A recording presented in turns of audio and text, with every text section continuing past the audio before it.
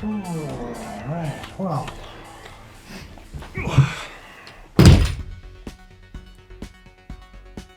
I think we might need a new sofa.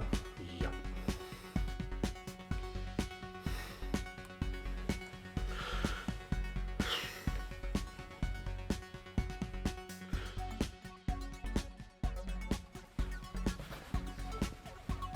Yeah. That'll do. Right, well, you want to get on with the episode? Yeah, let's get on with the episode. New chair, check it out. It's amazing.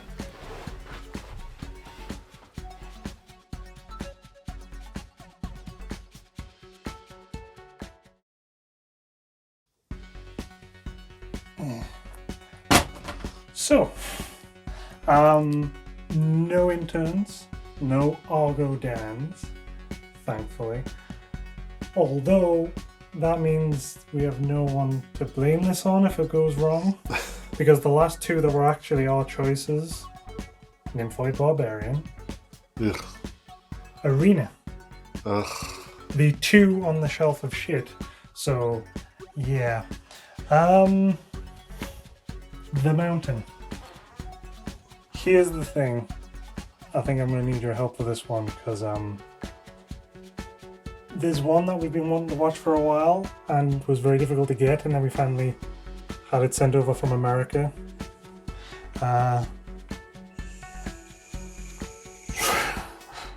Lethal Ninja. Lethal Ninja. Well done, Cisco. That was a great pan. It was amazing. I'm amazed by that pan. So I'm actually going to need your help, so you're going to have to put the camera down. Okay. Okay. So this can't go wrong, really. No, it can't. Okay, give me a hand. Okay, you lift. I'll pull it down. Are you ready? Yeah. Ow. There's a thing there. I got it. Okay, but the thing I'm trying to put it back down on.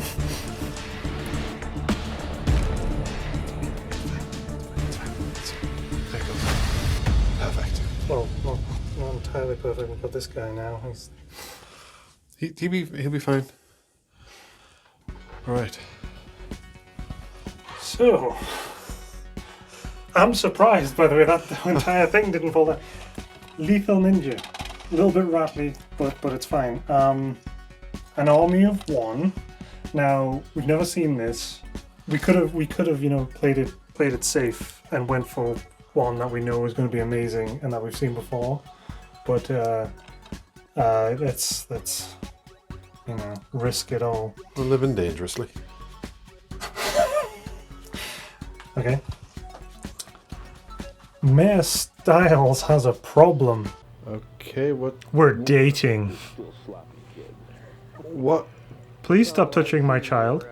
With a rebellious police chief that has no intention of going into Chinatown, the gangs are running wild. Why would you go into Chinatown, right? What? Good Chinese? When the mayor receives a mysterious card, which says only for hire with a phone number, he feels he has no other option. As a result, he ends up hiring J.D. McCade to clear out the gangs. What if it was just like a cleaner, literally just looking to clean floors? The job leads McCade to childhood friend Sonny Kamar, who is working for Kingpin Carmine Del Vecchio. Loyalties are tested as the twists spiral to one final showdown. Dun, dun, dun, In dun. Lethal Ninja. I was looking for the title, but it's not on the front. The back, it's on the front. It is, And that was Lethal Ninja. Lethal Ninja. Meeks will be excited. Look, there's box art Oh, box art. on the disc. He always loves that. Okay.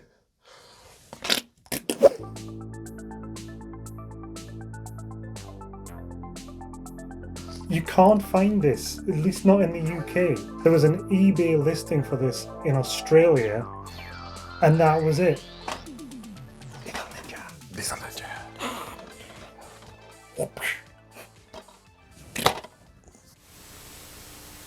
Video stopped recording before the audio.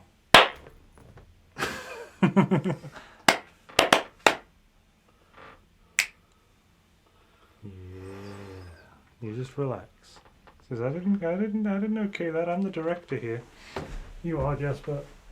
You're the director, and you've completely covered this in your directorial hair. So well done.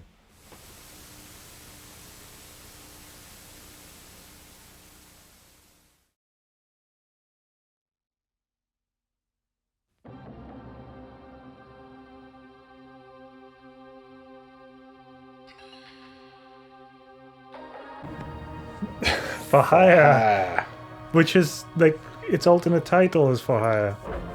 In the UK, it was Vengeance for Hire. Chance Corbitt and Chance Michael Corbitt. Attention all cars in the vicinity of Chinatown, a 211 in progress at Spring Street near Sunset. All cars, please respond. Please respond to a karaoke bar.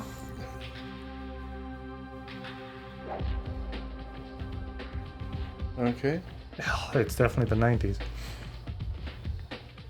Oh, Oh. synchronized dancing in the corner of the room. Is this supposed to be the live act? Yeah, they're just dancing away in the corner. They've got a disco ball though. I mean, they have a few people there, but that's This is supposed not to a be a very busy nightclub. nightclub.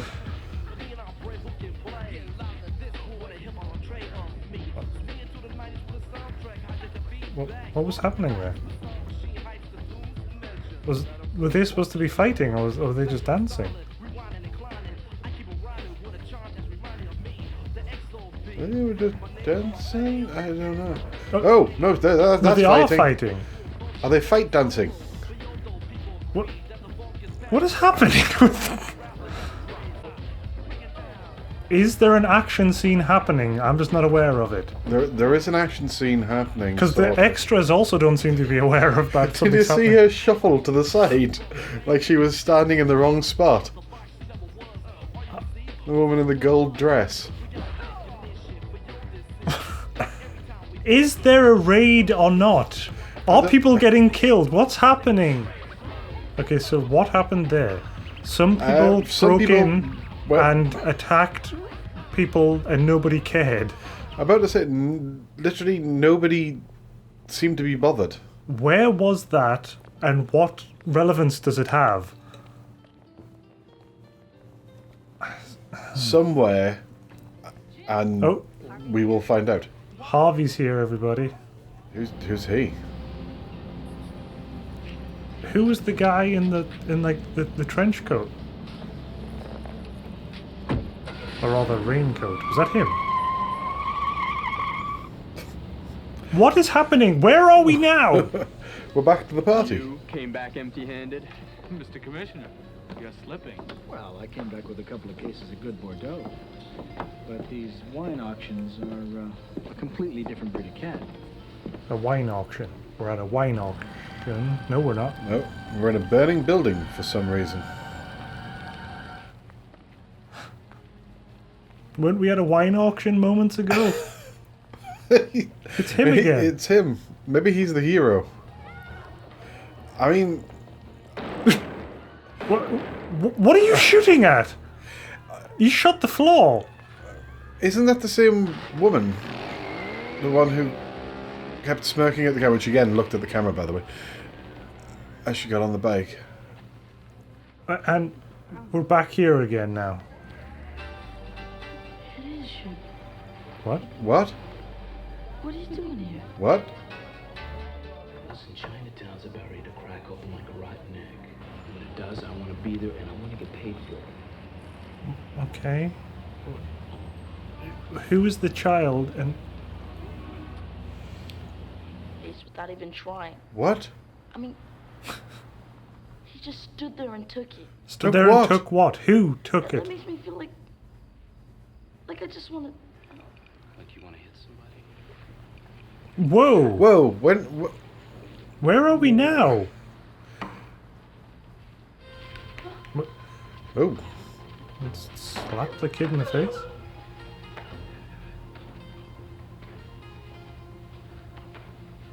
I've got...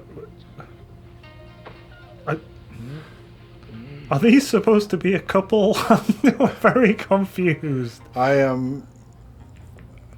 It feels like there was a scene or something we've missed. Just one? Okay, it feels like there's 25 scenes or something that we've missed. Whoa, what is happening now? No, wait, was it say action?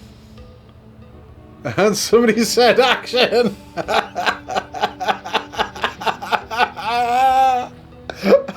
Oh, that was brilliant. Who is he? We've never killed. He killed a cop. What? All right. I'm no stranger. You are. Elephant, that's a police. That's the police station.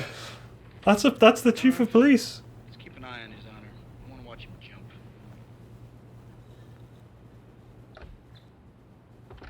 Messenger just delivered this for you, sir. To the police station, or are we somewhere else now?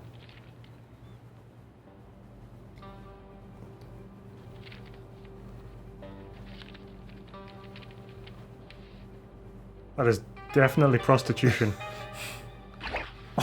What? I'll talk to you later. What? Yes, sir. I'm sure you will.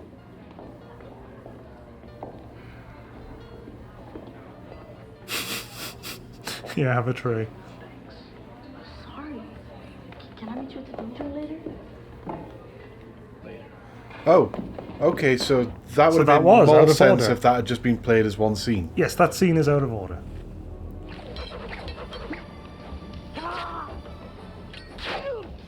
So, also, that now makes sense for why he also... Did you notice his knives were clean the entire time? But Why isn't YK Kim in this, damn it? Constituency. Is that what this is for you? Is that why I'm not getting shit from you? No men, no equipment, no support at all? From the While I mayor? have to watch my department turning into a skeleton force? this would have made a bit... At least it would have made more sense if it was in the right order. How could you let him talk to you like Same with the... What? Oh. He's still harassing him. This is just a film about harassment. Harassing people to get what you want. I still don't understand the logic of the writers where the mayor is the one who Well, runs the police or something. yeah, and I'm very keen to find out what the mayor's undercover operation is. Given that at this point he still hasn't hired the for hire guy. Yeah, this changes everything. Does it? I'll talk to him. Oh, that was the police that he was getting angry about getting killed before. When they said you killed a cop. Yeah. She's at home. What good is all this? What good are any of us to him? I love him as my father. I love him for what and for who he is. What? And I'll defend him until the end of the world. What? Where's this speech coming from? So will I. Me What? too. What? Who are they? Are they more children that he has adopted? And I.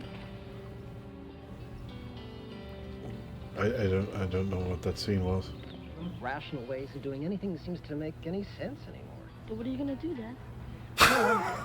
Believe it or not. What was that, editor? Who the hell are you? What are you What do you mean, who the hell are you? J.D. McKay, Your Honor. I'm for hire.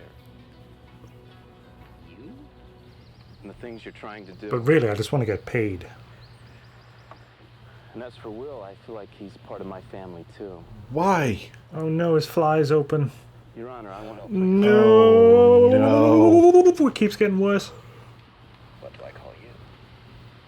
Jakey, Names don't mean he's much. told you his Zip name up twice. your fly, dude. What you are, what you need is action. He's J.D. McKay, Your Honor. And I'm he for doesn't hire. zip up his Now flies. the gang that's terrorizing Chinatown. Oh, that's brilliant.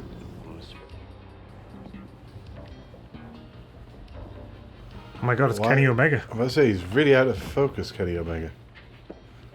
Run away, Kenny. What? What's happening now? What the fuck was that? What's up with you guys? It's John Bishop. Oh,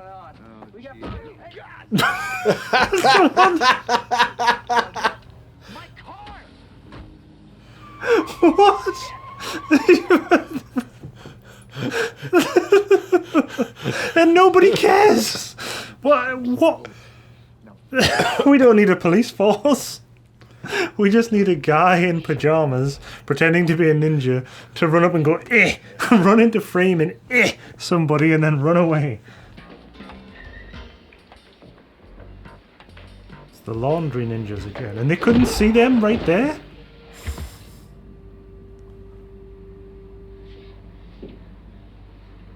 Oh, wow, girls. Oh my god, that's so hot! Come on, grab an end. I don't know. Why is he moving like that? That's very distracting. I have a feather. What was that? And why did he break out and laugh at the end? Oh, wait. Is it going to turn out that JD and Sunny are rivals? Or Yeah, they're childhood this rivals. is not children. Yeah, but I'm assuming that previous scene was the two of them learning karate. And who is she? And why do they care if she's leaving? She's the girl they fell out over. As you know, that's. Wait. I don't know. Whoa! Oh, right in the arse. Just stabbed him in the arse.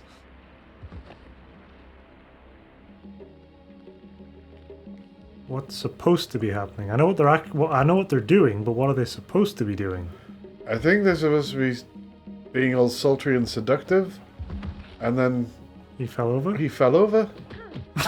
What the fuck was that? This guy sucks. Whoa! He's very sweaty all of us. Now do an orgasm face. What on earth is going on? Serve me, you bastard. What? What? Serve me. Obey me, bastard. What?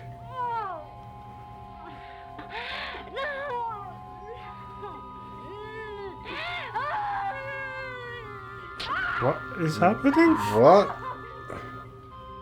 Oh, did he die? That was bar none the weirdest sex scene I've ever seen. Middle management last night.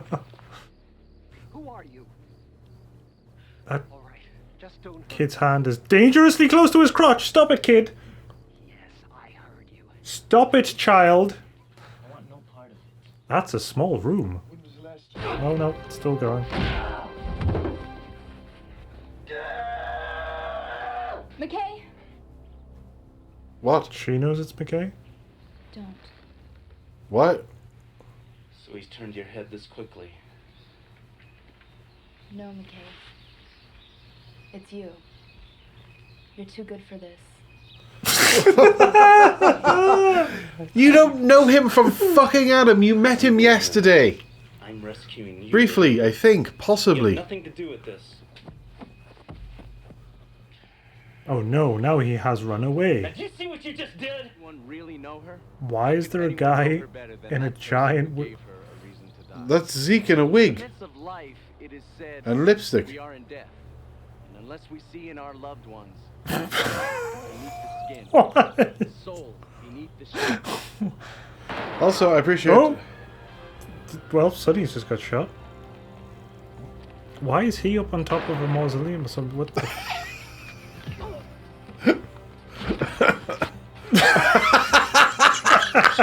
Got his leg caught in his skirt.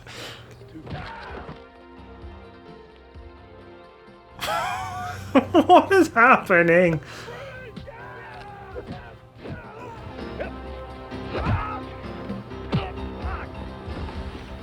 What?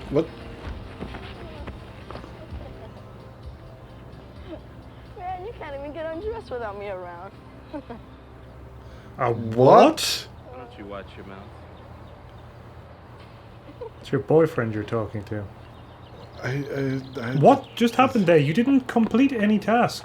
So why the hell didn't he call as usual? All right, give it to me and get the hell out. What were you doing down there? He's been shot. Down there, did I? You don't obey me. you get hurt, you see? See what happens? You dumb bastard. Maybe get him to a hospital? He has a giant exit wound in his back. Wait. Did the police chief kill him? Do you feel ready? What happened with Zeke in the car? I feel crowded. This is disturbing. Why is the kid not fully dressed? You. So we're back in the dance club, but it's an auction now? Yes. The dance club is now an auction house. I love the fact they're selling stuff for like thousands and thousands of dollars. She just walked up to the front and just picked it up. Taking it to the streets. $2 billion. Easy. Still is? No. I got family that can do that now. You keep your money. I don't want you to be any part of it. Does he know that Sonny's there? No! Oh, shit! Oh, son of a bitch! Okay, there goes the police chief then. The arguably main antagonist of this. Why is he wearing a muumuu? It's the height of fashion and style, Cisco. That banister really ricketed a lot whenever they're touching it. Well, this is a very exciting scene, isn't it? Did he just bite the ninja's leg? It's like he's fighting a hobo.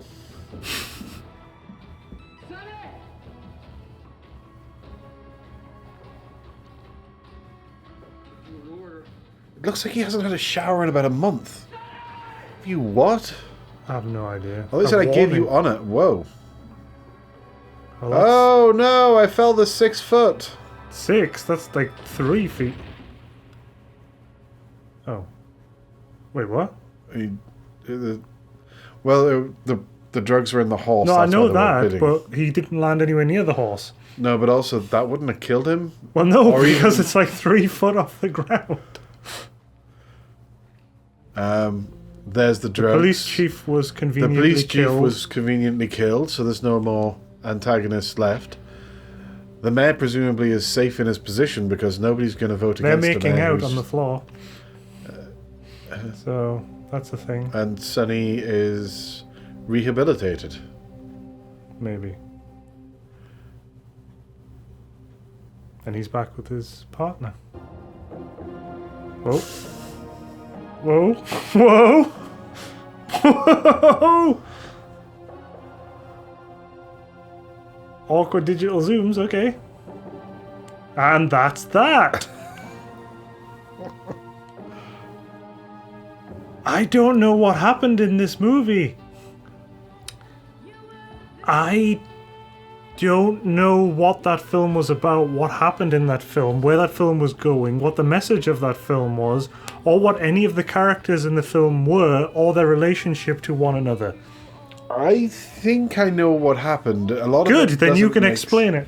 You can give the 1 minute roundup. What the fuck I'm was not sure I that? can... The band, Detroit Box and Step 2. They were an actual band. In quotations. That's probably why they couldn't stop looking at the fucking camera.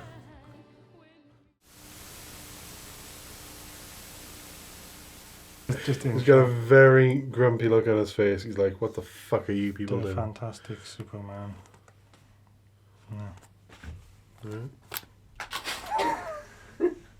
That didn't quite work. Because it went, eh. It has to be more in that, like, this direction. Yes.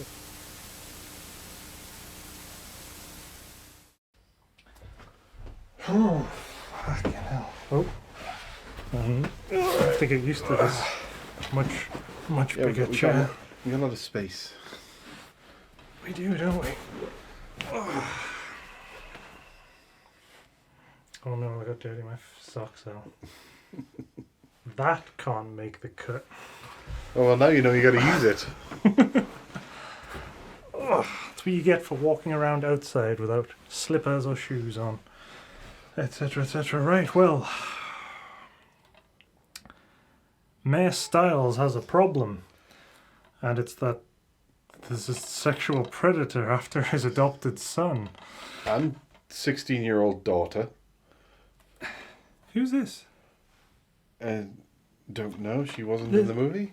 There's someone like photoshopped into the middle of the sigh. What? They were not in the movie. I mean, his love entrance. His love entrance. His love interest. That is a euphemism right there, sir. Bend over, turn around, and show the world your love entrance.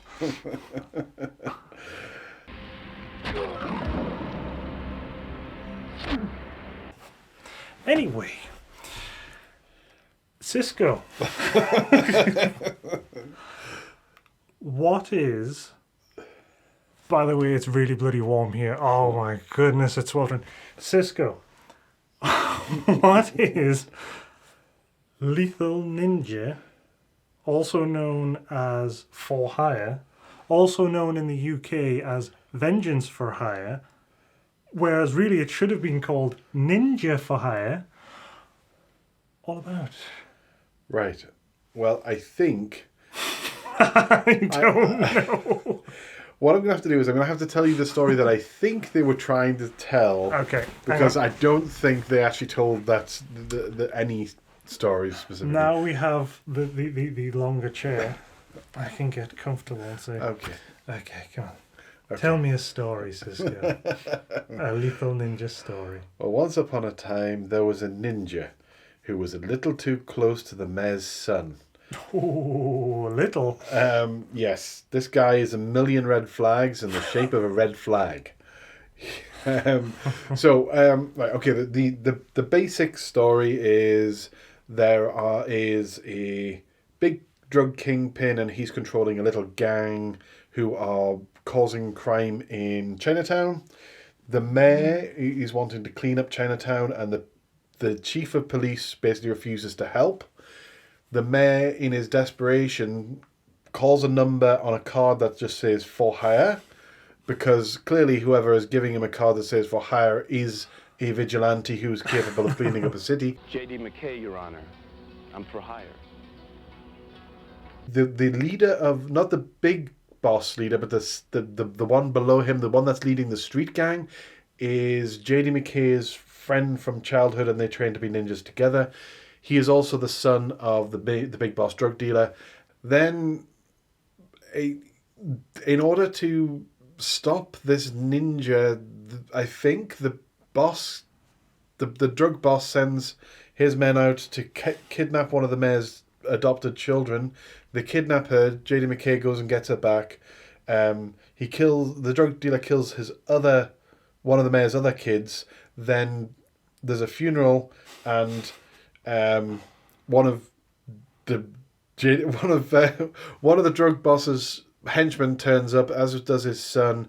There's a bit of a scuffle, and then turns out that the chief of police is also in on the drug dealing, and then they go to a drug auction, an antiquities auction that is also where the drugs are hidden.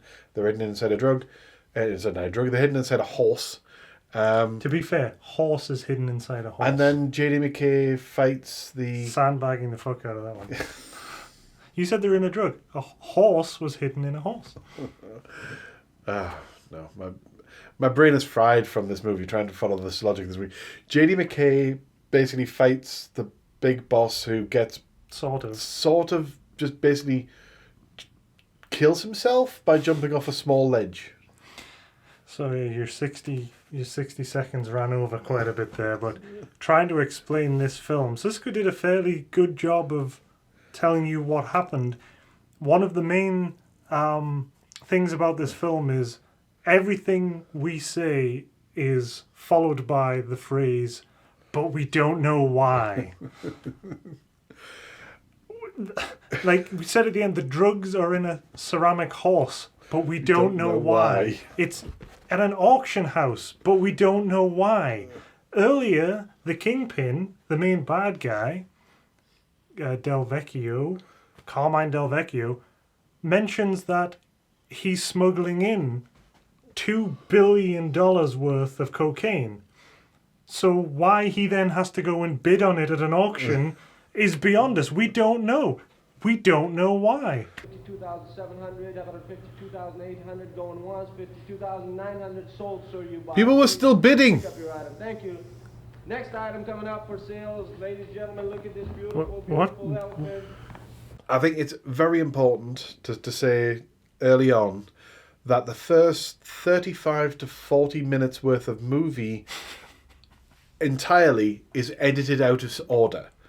So we didn't know until we got to about the midway point what was going on, because during the watch along we are figuring out which scene's supposed to go where. So we're going, oh, this makes more sense. Yes, the film is a DIY puzzle film.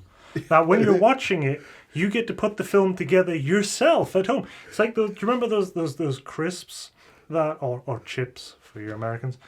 That like the ready salted and the salt came in the bag and you had to salt them yourself. It's sort of like that. It's a film kit. Here are all the scenes. They're not in chronological order.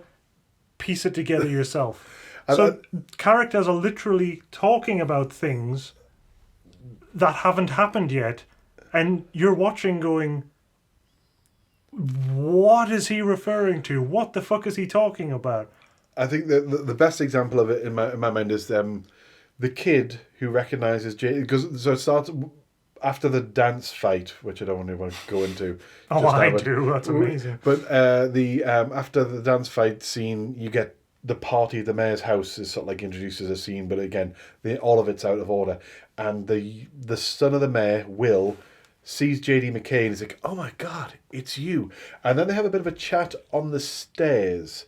And then it cuts from that chat on the stairs to the two of them. The kid's taken undone his shirt and undone his tie, and they're sitting down and the kid's complaining about his dad being a pussy. And it zooms out and they're in a completely different location. And J.D. McKay has changed his clothes. He's got undressed, and then the kid fights him and he hugs him, and then the kid doesn't fight him. He slaps the kid in the face. Yes, he slaps the kid in the face, but the kid then starts swinging at him, and then he hugs him. We don't know why. We don't know why. Then you cut, and you got a couple more scenes of the police chief, I think, and then eventually you cut back to the two of them back on the stair where they first met, and it's the other half of the conversation that they had on the stairs, where he asks to meet him at the dojo. Yeah, and that's how it ends. And you're like, oh, so that's what. And he's complaining about his father being a pussy. And about 4 scenes later, you see his father be the pussy, because the police chief screams at him in front of all his party guests, and he doesn't react. He doesn't kill him, which apparently the kid sees as a bad not just the kid, his wife is like, why the fuck didn't you do anything? She walks in the scene, goes, why didn't you do anything? Walks out of the scene just again. to berate him. Yeah. And it's. How could you let him talk to you like that? What?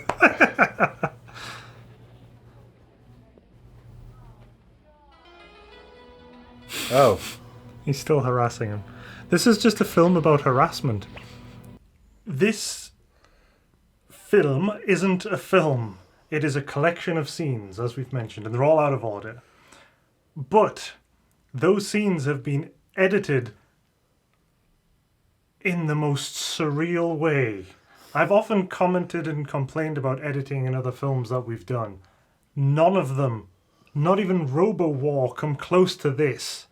In the very first scene, there is a dance club, which appears to be like a warehouse or something. And that dance club, as you've already mentioned, is repurposed as an auction hall later. It's clearly not a dance club. We're shown 3 people, and at first we didn't realize what was supposed to be happening. 3 people dancing in the corner of the room. There is no stage or anything. But it dawns upon us that this is the live act. They are a band that are performing rap, standing in the corner, and much to the fury of Cisco, looking directly into the camera. All the time. They thought they were in a music video. I don't think they thought that. I just think nobody told them not to look directly into the camera. So the scene is just it's a dance hall, dance club, dance whatever, And we're watching, and I wasn't sure, because of the editing, whether or not an action scene was taking place. Because it keeps cutting to normality. So here's the thing, like, continuity of movement and stuff in edits is very important. Yeah. Because it helps you follow the scene when you're jumping around places and you might not necessarily know where you are in the scene. This scene just cuts all over the place. It'll cut to somebody punching somebody and then immediately cut to what should be a reaction shot of someone going, oh no, someone just got punched. And instead, it's just somebody dancing. Or the people in the corner rapping. And it keeps doing this to the point where I was literally not sure if I was going crazy or there was an actual action scene happening. Because I said to you, wait, is there a fight happening? And you went, wait, are they dance fighting? Or what's happening? And the funniest scene in that sequence right at the beginning is right at the end where they've finished having their action scene and 90% of the extras are lying on the floor, presumably dead. We don't know. And just in the background, you can see the band doing the Running Man. And you're like, people died, maybe, but we don't know why. And there's 3 people doing the Running Man at the back of the room, but we don't know why. The best part is, as we said, we know that scene belongs about 6 scenes in. Okay, so what happened there? Some people broke in and attacked people and nobody cared. We first watched this film months ago, fell ill with COVID, which is great. Thoroughly recommend spending a month of your life dying. Yeah. That's fantastic. And we have watched it a few times since then. Since the first time watching the film, there's an edit that has been stuck in my head and I can't get it out because it's insane. So the mayor and his adopted kids and his wife are all gathered around his pool after one of the most baffling patriotic scenes I've ever seen, and I don't understand what's happening. And I was sure it was actually playing the American national anthem, but it wasn't. It just kind of sounded like it for a few bars of it. And there is a scene where the mayor is talking and his son responds to him. Now, any normal person, you film that scene. If you want a close-up of the mayor speaking, great. Close-up of the son responding. Apparently they didn't have a close-up of the son responding, even though they did have shots from behind them, so you could use those shots because it's just the back of the head, so you can't tell if someone's speaking or not. Instead, they chose, for the kid's reaction line, to cut to a shot of the wife. So it appears that the wife now has the voice of the child and is responding, but her mouth doesn't move. And your brain just starts clawing at the inside of your skull because it's like, what is happening? Ways of doing anything that seems to make any sense anymore. But what are you gonna do, Dad? Believe it or not, what was that, editor? The kid has a line, so they cut to his wife. The mayor was giving a speech about how he loves his family, and standing beside him is his family. His adopted kids, including the daughter whose party it is, because she's turning 16, and clearly all 16-year-olds want a bunch of like random people, not her friends. Clearly, the mayor's friends. Yeah, the chief of police are there. Other political people are there, but none of her friends are there. Yeah, she's just the only kids around are his children or her siblings. But she's standing next to him, and then it cuts to the party where she is standing right in front of the cake, very clearly. Then it cuts back and she's there, and it goes back. He does that several times, and then there's another wonderful one where she's singing a song, and it cuts up to him still on the balcony. Which he isn't, but it's fine. And then just as she finishes the song, it pans to the side, and there he is standing there. Waiting to be shouted at by the chief of police. The best bit about that scene, it's very subtle in the edit, which is she's singing, looking like she's in a hostage video, singing a song, and the shot that they cut to, like you said, for whatever reason, is the mayor standing up on the balcony. But that shot was from earlier when he was addressing everybody. So in the foreground of the shot it's everybody staring up at the mayor. So for that brief second, it looks like they've all turned their back on her, like Klingons, exiling people. Just like, maybe don't use that shot.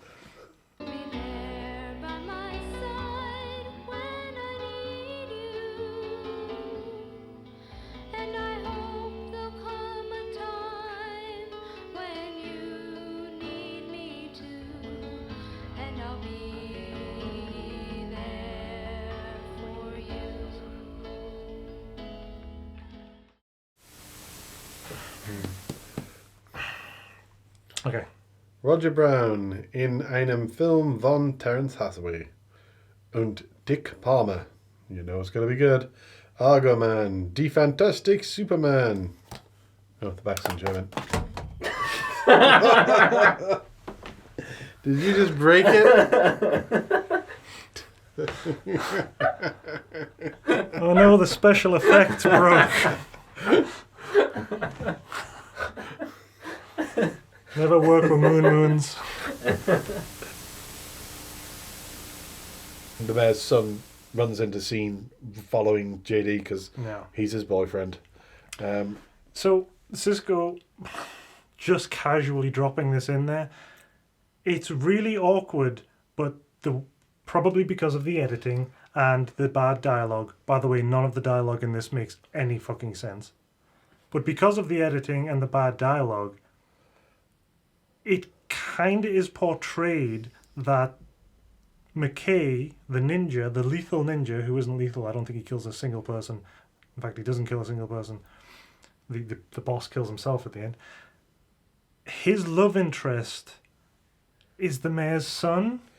Now, I don't know what it is about ninjas, but we watched New York Ninja fairly recently, and that also has a kid, a young boy who appears to have been written in as the love interest, which is really weird. Shh.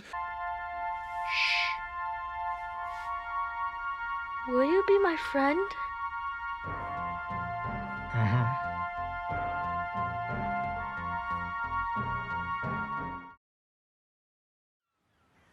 These murders is the work of a plutonium killer. What are you doing? Going fishing. Any further developments?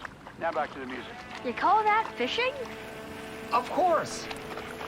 I mean, I think it's important to note that bear in mind he's trying to get hired by the mayor as a ninja, but we don't know why. But he has a previous relationship with the mayor's son. Yeah. And when he introduces himself to the mayor hasn't met him, and the guy literally hugs the mayor's semi-clothed son in front of him. Well, the son is in his bathing suit. Yeah, so. yeah, but it's still the most cringy scene ever. This is somebody who has intimate access to the mayor's son, and the mayor doesn't know. Like, that is a red flag the size of the fucking country. That is just no. Yeah, he's comfortable enough with this child to embrace him when the kid's just wearing swimming trunks. But the composition of the scene is... When we were watching it for the second time, by the way, we've watched this like 4 times. I would say we're experts on it, but I don't think anybody understands it. But when we were watching it the most recent time, I said the composition of that scene is when like the daughter of the mayor or the daughter of the father or whatever, this is the scene they find out that the hero is in a relationship with their daughter. You know? Yeah. Where they embrace in front of him and kind of say like, you know, that sort of thing. That's the scene. That's the composition of it. Yes. And by daughter, you mean adult daughter, who it is okay for him to be in a relationship with. Yes, not his, I don't know, 12-year-old son? I don't know. Maybe 13 or 14. I'm not... I don't know. It's bad either way. It's very, very bad because his older sister's 16, so it's bad. This is disturbing. Why is the kid not fully dressed? Wrapped up with people. You. I was at one point explaining how there's so many different storylines and we immediately got sidetracked because there is so much to talk about. This this movie is so dense. Like, there are some bad movies that you watch them and you enjoy them, but you don't need to see them again. Mm-hmm. This one we've watched 4 times, and I still need to see it a 5th or 6th time to know what really happened. That's how incomprehensible this movie is. But there are a whole bunch of other story plots. Like I said, I did mention in the beginning that one of the daughters gets killed. Spoilers. And I think we do need to briefly to discuss the funeral, because it is insane. The first thing to note is it's a funeral for a teenage girl who was murdered by a drug dealer. Yes. And it starts, the priest starts the... Okay, stop everything. Oh, why did we have to drag ourselves into this? Okay. Quick, very, very, very quick setup, because no explanation of the funeral is going to be complete, because there is so much nonsense leading into it that even starting at the funeral is wrong. Like, how do we even start talking about the priest without talking about the fact that there's a guy in drag there? Clearly a guy in drag, but we'll get to that as well. The daughter of the mayor that got killed, right? Yes. Was in a relationship, apparently, but we don't know why, with the main bad guy, Carmine. Now, we can't even mention that without talking about the most baffling sex scene that has ever been committed to film. Because it's... Watching this film, your brain melts because you've seen something that's so idiotic and stupid and bizarre that you're never going to be shocked again until the next scene. And this is one of those scenes. Doesn't matter. Cut to a room. Inside the room, there is a picture of an Asian lady. We don't know who it is, and we don't know why. There is also a picture of the actor who played the young version of Sonny McKay's friend, who was also sort of a ninja. And he's also the leader of the gang. Also the leader of the gang. We then have the main bad guy explaining to the mayor's daughter, who's apparently in a relationship with him, but we don't know why, about Chinese custom and how it's great because they all live to serve. It's all about servitude, and that's his thing. Yes. Which we find out in a second. After they've had that little conversation about servitude and serving being better than love in anything, you then have the camera zoom in on his face, where he is going cross-eyed, pulling his chin into his chest and going, "Obey me, serve me, you bastard." Cutting to flashes to the picture of his young son on the shelf, to clips of his son earlier in the film. Yeah.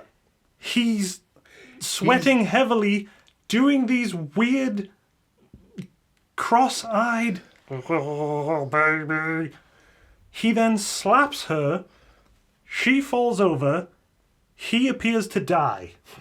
And I can't say it any other way, that in the edit, because he stops and goes...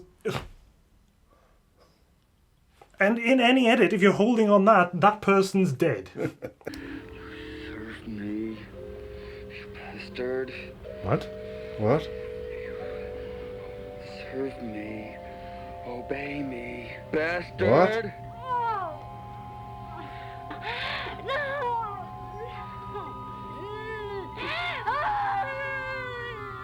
What is happening? What? Oh, did he die? That was bar none the weirdest sex scene I've ever seen. We cut to the funeral scene, where you have a person in drag showing up, but we don't know why. You have a priest giving a eulogy that is the most inappropriate eulogy, but we don't know why. We have a shootout. Do you want to go through the go through the funeral scene? I'm going to talk through the eulogy first, because you can't do it all at once, because there's several different strands going on. So the first thing is the eulogy. So we'll start with the eulogy and the funeral, so the priest basically starts giving a eulogy, and he says that none of you fuckers knew her. The person who killed her knew her best, and you fuckers are all responsible, you cunts. Not quite with that wording, but not far off. Kind of that's that his sentiment. That's his eulogy to the people who are the family of this girl who was murdered, and it's all your fault, you twats. I did not know Rachel. How many of you think you did? How many of you think you had nothing to do with sending her to her end? She had no family. What family she did have are all present and accounted for right here. People who loved her in this life. Accept your guilt then. Your complicity in Rachel's death. The knowledge that your love... Really know her? How could anyone know her better than that person who gave her a reason to die? In the midst of life, it is said that not only did you not know Rachel, but that you will never know anyone again in this life.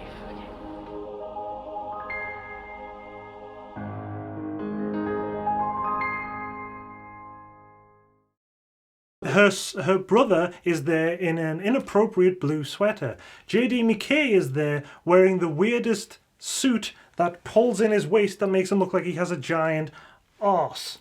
Yes. Zeke walks into shot, takes off his sunglasses, smirks, wanders off. Crazy eulogy. Seeing this, the kid and the lethal ninja chase after Zeke, who barely even see him again. Zeke beats up the entire police force. The ninja catches up with him. Oh, hang on. He beats up the entire police force, and while J.D. McKay is running, Sonny intercepts him and basically says he wants out, and that there's drugs are coming in 3 days, not 1 day as previously said. Then Zeke shoots Sonny. Yes. Then JD chases. So there is the amazing wheelchair scene. I was gonna get to that when we talked about great scenes, but we are getting so off track for this film.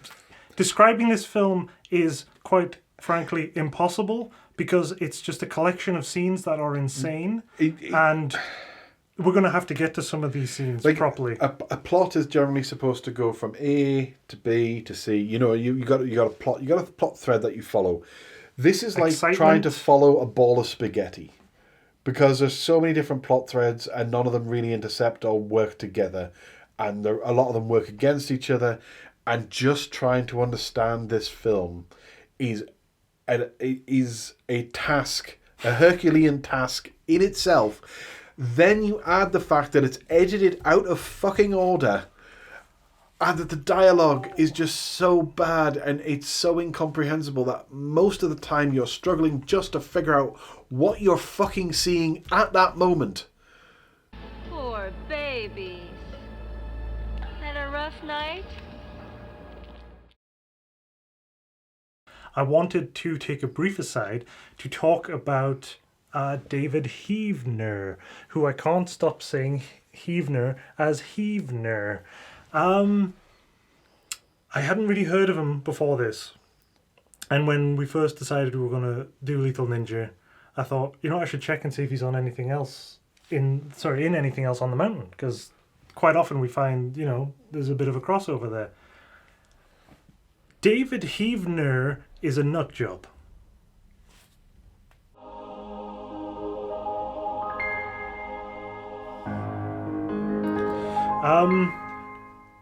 His wild conspiracy theories aside, what I found whilst researching this, and by the way, researching this film is so fucking difficult. It is obscured it is and a very generic title. It's not just the generic title, honestly. It's just finding anything on this is mental. When it first started and we were reading the characters and the credits, the opening credits of there's the scene that says Kamar, no surname, Chance Michael Corbitt, and Chance Corbitt. And we went, oh. And my first assumption was maybe that was just a name mix-up. And anyway, looking on IMDb and various other places, the guy who plays Carmine isn't even listed as being in the film. The character isn't listed, which is really weird. Anyway, it turns out he's Chance Corbitt. Chance Michael Corbitt is the little kid. But are they related? Or? They're not related in any way. So it's just pure coincidence. It took me forever to track down Chance Corbitt and figure out if he really existed and that was his name. And he does exist. And he's in one other film which I found called White Paint, which is a murder clown film, which looks hilariously bad. And he plays like Uncle Jim in it. And I don't know, maybe I'll have to try and find that. But David Heavener, the nutjob, he claimed to have written, directed, produced, and starred in this film. Now, this film is credited to Stefan Rudnicki. And I thought, oh, maybe that's just like David Heavener's pseudonym, so I can't call him out for lying, you know? But Stefan Rudnicki's a real person. And really weirdly, on his IMDb, not that he has many acting credits, by the way, he's an award-winning narrator of audio books and stuff. So he's a real person. He's actually in Champagne and Bullets, Road to Revenge in Ghettoville. Oh my god! He's listed as the hearings judge. You know, when they have to go in and convince them that they're not taking loads of drugs and all the rest of it. And you've got William Smith. We haven't done that movie, have we?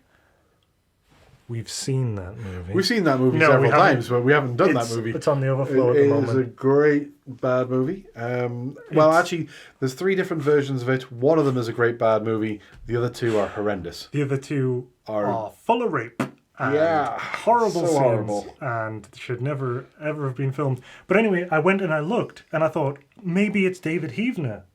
Because maybe Stefan Rudnicki is just a pseudonym that he's using. Yeah. But no, it's Stefan. So either Stefan's been given credit for this, but David did all of it and isn't lying to make himself sound better, or he's lying because he's a nutjob and he's saying he wrote, produced, directed, starred in, funded, sang, I don't know, did all the stuff. It's really weird and baffling, though, and trying to find out anything about this.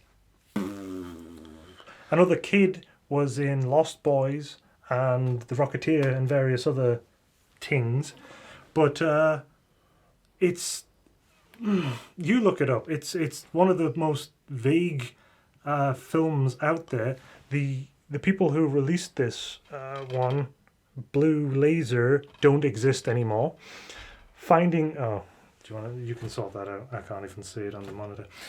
It's fine, to be honest. You put it down. It's straight on. Fuck you, Danny. So yeah, it's baffling, and we have to thank our Mexican friend who's currently living in Alabama for sending this over, because we couldn't get a hold of it. No. We couldn't get a hold of it anywhere. Did find it, like I said, on eBay in Australia, but they weren't going to ship to the UK. Feckers. Although he only uses telepathy in the cutscene, so you could argue he doesn't have Professor X's power. He's just Jean Grey, dressed like Cyclops for kinky adventures. I'm sure all of that's getting used. That side ramble. It's all getting used. But it's all baffling and bizarre and really fucking weird. Oh, I'm looking at the back of the box there. One of the things I do want to mention, the scene at the top here, I can't see the monitor there. They have flashbacks, and as Cisco briefly mentioned earlier, it's to them as kids. They have one scene of 2 children playing them, and then suddenly the rest of them are them modern day, but pretending that they're teenagers or something. And all you have to do, I mean, they did it right, look, just a sepia tone over it. It's mildly yellow, so that's the past. But we don't know why any of this stuff's happening. One of the scenes has a lady in it. Yeah. But that's not the one that baffles me. The one that really baffles me is JD and Sonny on a basketball court playing basketball seemingly with a bunch of other people around. And I thought they were all playing together. They then start fighting them, and none of them have had any audio. None of the flashbacks have had any audio at all. And then they decided to do this scene.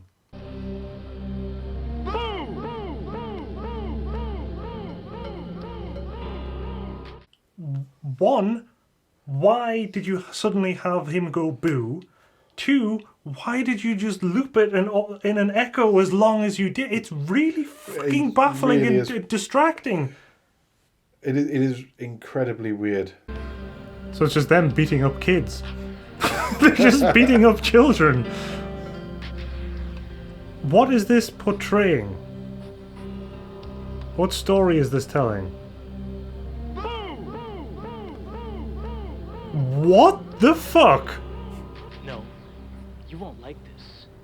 In the space of like a minute, you go from Carmine slapping his son because his son was shot straight through the stomach. Instead of getting him to a hospital, he's just slapping him in the face. And saying, this is what happens when you don't obey me. To Zeke falling out of a car and the car driving away. To the kid partially dressed sitting on the floor next to JD in the dojo. And you're just like, what's happening with these cuts, these edits? What are you trying to portray? I have to say, in that scene with the dojo, I couldn't pay attention to anything because our favourite character from the film turns up again, which is the boom mic. The best actor in the entire film. It is not the boom mic in this particular scene. It is the boom mic shadow.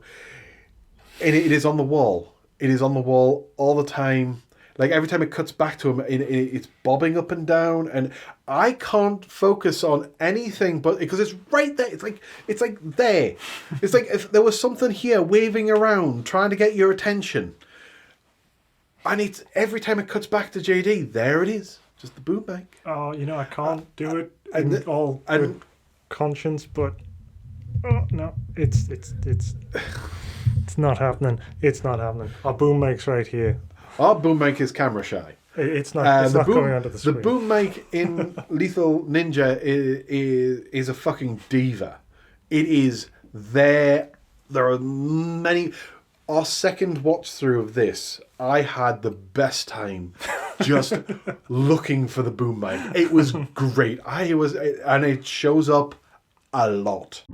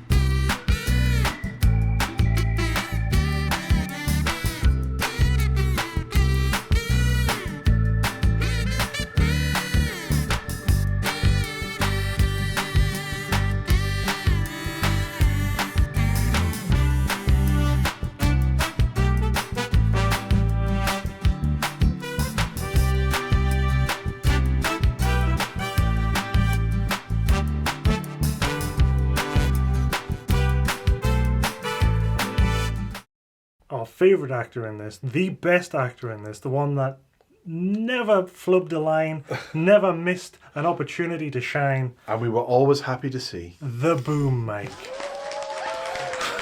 I mean, there is so much boom mic in this, it needs to be listed in the credits. It should have a credit. And yes, you and your boom mic shadow. We're watching and he's singing Boom Mic Shadow. I couldn't to help Moonlight Shadow. Because it was like, I said, oh, there's a Boom Mic Shadow. And I said it in the tone, and now it is just a Boom Mic Shadow.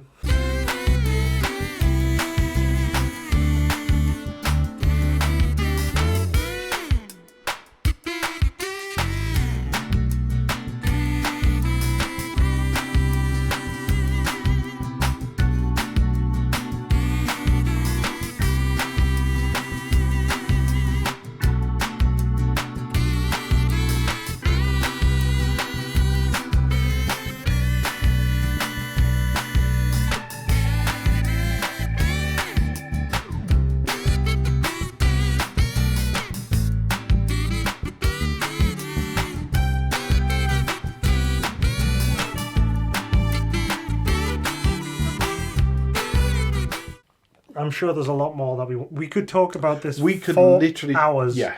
There's, like I said, this movie is dense. There are so many layers to it that all make no sense. Now, usually when we're doing this sort of thing and we get to a certain point, we're like, hey, what's your favourite scene? And we struggle to think of a scene that made us laugh more than the others or whatever. Sometimes I can't think of one. I just say, I choose the editing. Now, the editing in this is amazing. There are so many scenes that are actually hilarious. Yeah. I think we both have our favourite scenes because we laughed a lot at them. Multiple watches of this film, we laughed out loud at a certain point, each of us to some of them. But honourable mentions, of which there are probably a lot. One that I really want to show because it's great. There are characters in this that I refer to throughout, and I can't be convinced they're anything else, as laundry ninjas, because they appear to be breaking into the same building over and over again with giant laundry bags, stealing laundry. I don't know what else they're doing. And there is a certain scene, but we don't know why, there's a certain scene where JD is in that building, presumably waiting for them. Yes. And his love interest sneaks in, the kid. And clearly being able to see it's the kid, because he's not blind, he grabs him round the throat. And it's like, he goes, I could have killed you. Why are you following me? That sort of thing. And it's because I love you. That's not necessarily the dialogue, but that's what it comes across as. Anyway, the laundry ninjas are sneaking in there, so they have to quickly hide. And it's a short corridor. So they hide here.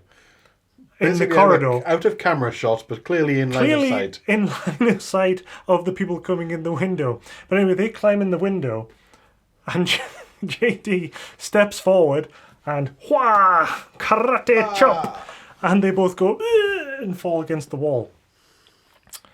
He lifts off their masks, and the kid's delivery is amazing. First of all, the dialogue is stupid, and the delivery is amazing. He goes, "Oh wow, girls!" And I just crease up laughing, saying, "What the fuck? What is this?" He's like, is he suddenly horny for them? What is this? Oh my god, they're so hot. I don't know where to even start with that. They can clearly see him, but he steps forward and just, I am karate chopping you to death. Maybe. We don't know. And then it's heavily implied, although it cuts away, that he's going to start stuffing them into the laundry bags. He does say, get the other end. Yeah, so we never see the follow-up to that. We don't know what happens to them. Presumably, he delivers them somewhere or leaves them in the building, the same building that earlier blew up. And they fell out. Yeah. Like, the building that they were stealing laundry from blows up, but we don't know why. And they go hurtling to the floor and then pretend to be dead. And then their friend comes over and she's like, I'm fine. And then they just wander off. And you're like, that was a scene? And who are these individuals? I don't know. And where are they? And what are they doing? And what's in the bag? And what is happening? Oh, wow, girls. Oh my god, that's so hot! It's a great scene. But it's not my favorite. The entire funeral scene, start to finish, is just... It's funny.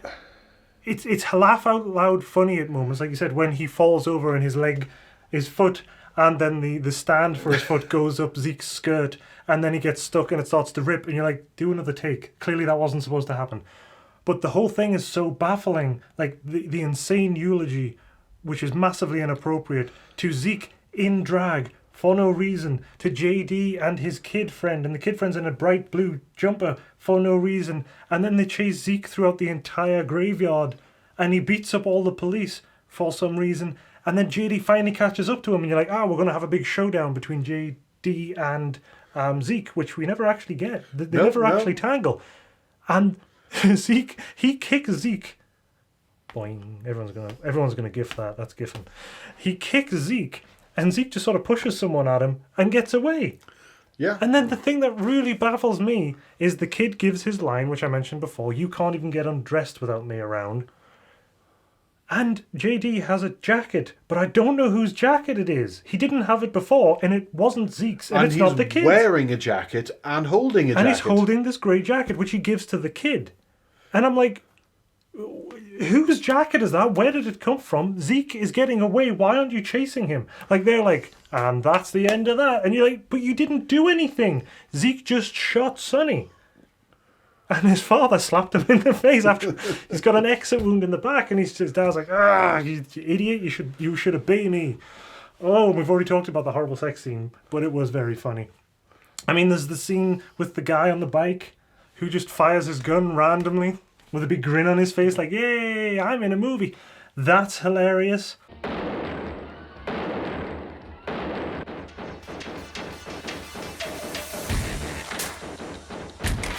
What are you shooting at? You shot the floor.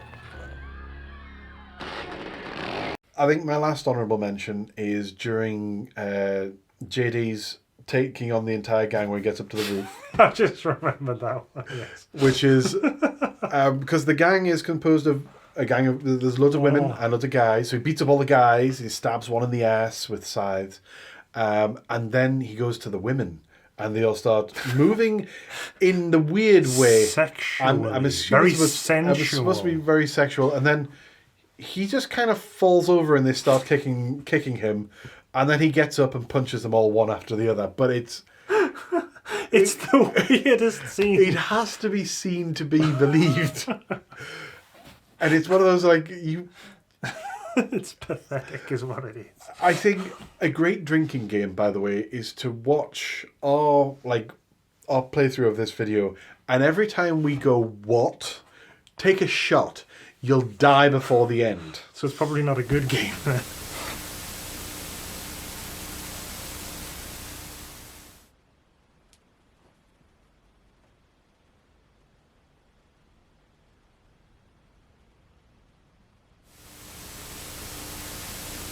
Two scenes stood out to us, each of us, the most, as the best scenes.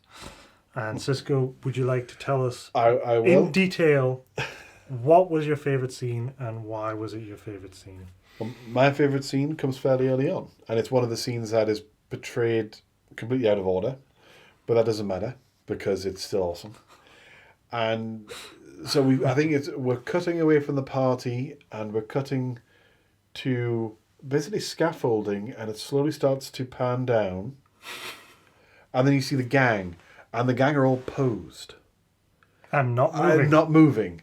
And I literally said at the time, are they waiting for somebody to say action? And as I said the word action, they all started to move, and they were all doing like Tai Chi or thingy. And that just, I was suffering because it really was. And literally they were waiting for somebody to say action. They were all on their marks, just waiting. And you're like, edit that out. What are you doing? Every single time we have watched it, I have pissed myself laughing. Something that we've missed. Whoa, what is happening now? The waiting for somebody to say action. And somebody said action.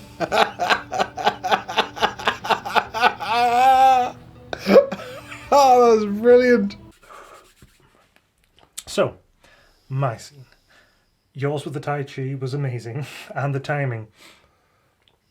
In a film that has so many stupid scenes, my favourite scene comes after the big build-up that he's spoken to the mayor, and he's basically extorted the mayor for $1 million, which is not a hero thing to do. But he's basically said, just pay me $250,000 and I'll take out all the low-level thugs. And you're like, oh, we're going to get a montage. This is going to be amazing. It's going to be him killing all the thugs. He doesn't kill a single person in this film. He stabs St. Elmo in the arse, but he doesn't actually kill anybody. I'm pretty sure St. Elmo's fine, just can't sit down for a while. Anyway, so we finally get to the scenes. These scenes of him taking out all the thugs. And it's the most pathetic thing ever filmed. And it reminds me, in some ways, of Cyborg 3, Cube the Recycler. Do you remember the light? The torch in the eyes? It was so pathetic. This is kind of on that level of patheticness. You get a scene start, but you don't know why, and you don't know what's happening. You have a guy who looks like Kenny Omega, the wrestler, and a woman approaches him and trips over, presumably because he set up a tripwire to trip her over. Kenny Omega runs away. The two guys of the gang, not St. Elmo, did they ever get names? No, I don't think only St. Elmo Only was St. named, Elmo gets a name, yeah. which is kind of weird. Two of the gang members walk into shot like, ooh, what's going on? That's weird. And then JD in his full stupid ninja outfit prances into scene and goes, ha! And then runs back out as they go, what happened? Cut to another scene. And you've got Zeke there. And, we haven't even talked about Zeke's car, but whatever. You've got Zeke there. And they come in and basically say, something's going on. And he's like, what's going on? And then he back into the scene. Chop! Steals his car keys and runs, not even very quickly, across the scene. And you've got Zeke to take out his gun and have to stand there for an awkward amount of time because you could easily shoot him as he hees away but doesn't pull the trigger. And then you hear the sound of car tires squealing as apparently he's run off. You also have the kid. you have some of the gang members moving coke on a mirror with the razor blade, and they're making a nice line. And the kid is standing behind them and goes, blows it away. And they go, hey, and while they're distracted, the ninja he's from the other side and steals her purse and runs off. And we're like, so he's not actually going to fight and kill any of these low-level thugs. He's just going to mildly irritate them until they leave Chinatown. What? What's happening now? What the fuck was that? Hey. It's John Bishop. Something's going on. We got my car. What?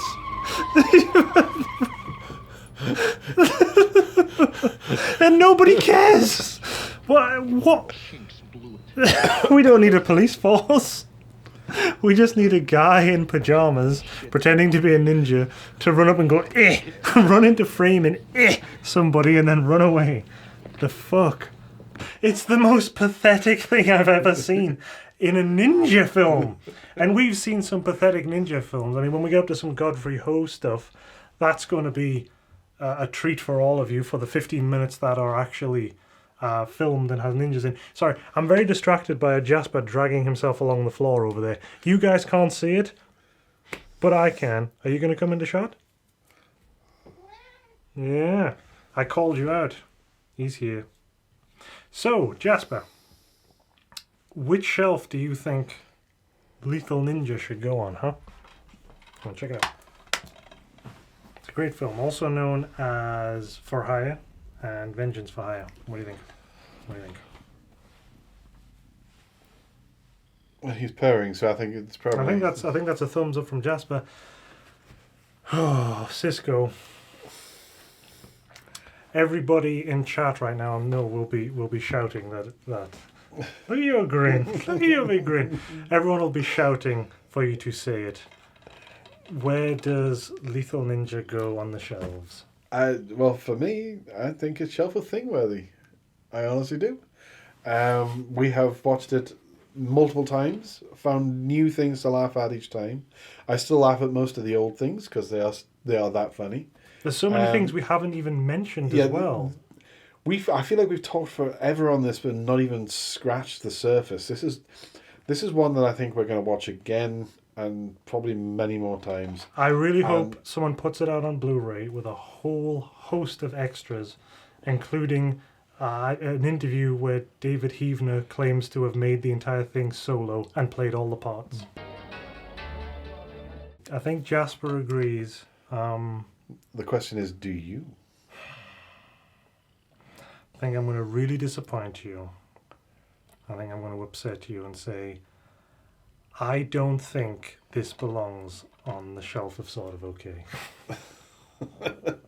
Ooh, swerve.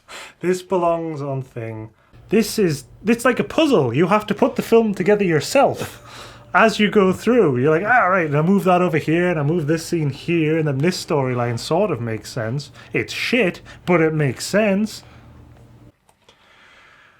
That was our best attempt to explain this film. Welcome back for the end, Jesper. This is where all the views come in, isn't it? Right. Thing.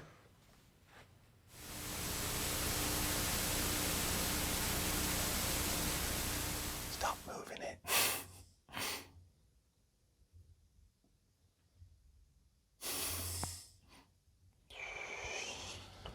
So, Argo Man. Argo Man. Argo Man. You're all the worst. Fine, I'll do all the talking. I'll do all the talking, that's fine. I can talk. Can you? Alright. Oh.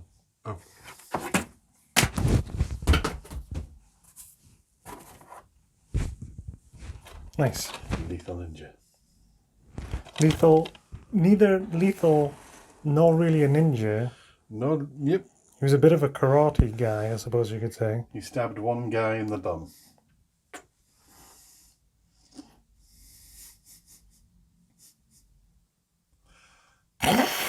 We're leaving it at that?